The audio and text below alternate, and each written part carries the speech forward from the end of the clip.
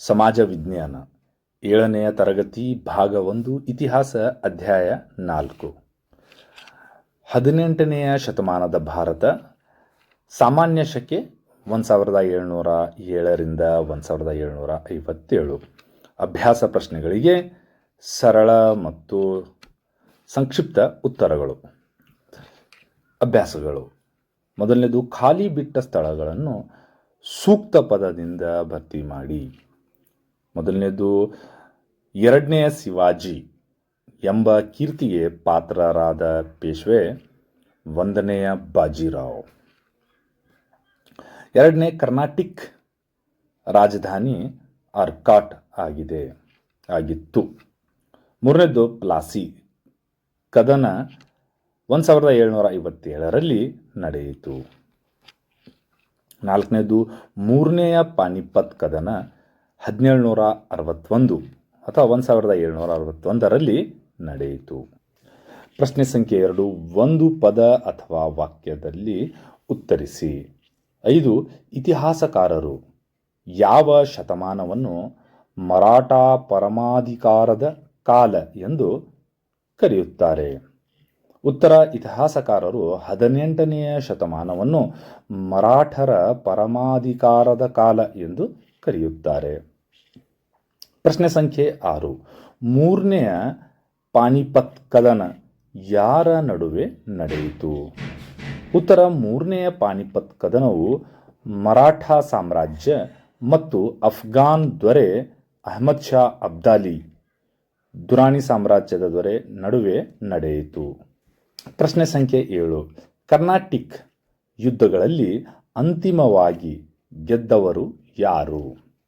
ಉತ್ತರ: ಕರ್ನಾಟಿಕ್ ಯುದ್ಧಗಳಲ್ಲಿ ಅಂತಿಮವಾಗಿ ಗೆದ್ದವರು ಬ್ರಿಟಿಷರು, ಆಂಗ್ಲರು.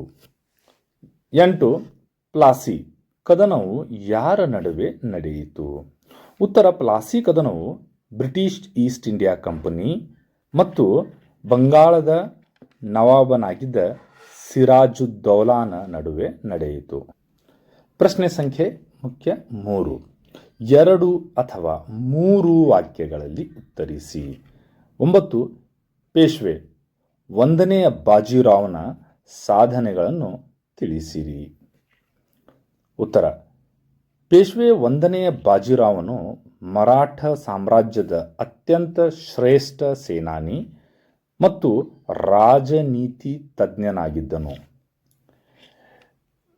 ಪೇಶ್ವೆ 1ನೇ ಬಾಜಿರಾವನು ಹೈದರಾಬಾದ್, ಮಾಳ್ವೆ, ಗುಜರಾತ್ ಮತ್ತು ಬುಂದೇಲ್ಖಂಡಗಳನ್ನು ವಶಪಡಿಸಿಕೊಂಡನು. ಸೇನಾ ಸಮೇತನಾಗಿ ಉತ್ತರ ಭಾರತಕ್ಕೆ ಮುನ್ನಡೆದು ದಿಲ್ಲಿಯ ಮೇಲೆರಗಿದು ಬಾಜಿರಾವ್ನ ಪ್ರಮುಖ ಸಾಧನೆಯಾಗಿದೆ. ಪ್ರಶ್ನೆ ಸಂಖ್ಯೆ 10, ಪ್ಲಾಸಿ ಕದನದ ಕಾರಣಗಳು ಯಾವುವು?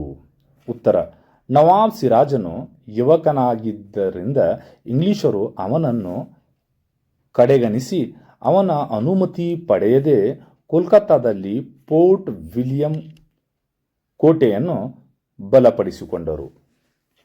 ಅಲ್ಲದೆ ವ್ಯಾಪಾರದ ರಿಯಾಯಿತಿಗಳನ್ನು ದುರುಪಯೋಗ ಮಾಡುತ್ತಿದ್ದರು. ಇಂಗ್ಲಿಷರು ತನ್ನ ಆದೇಶಗಳನ್ನು ಪಾಲಿಸದೆ ತನ್ನ ವೈರಿಗಳೊಡನೆ ಸೇರಿ ಕುತಂತ್ರ ಮಾಡುತ್ತಿರುವುದರೆಂದು ನವಾಬನು ಕೋಪಗೊಂಡು ಇಂಗ್ಲಿಷ್ ಕೋಟೆಗಳನ್ನು ಸ್ವಾಧೀನಪಡಿಸಿಕೊಂಡನು. ಇದೇ ಮುಂದೆ ಪ್ಲಾಸಿ ಕದನಕ್ಕೆ ಕಾರಣವಾಯಿತು.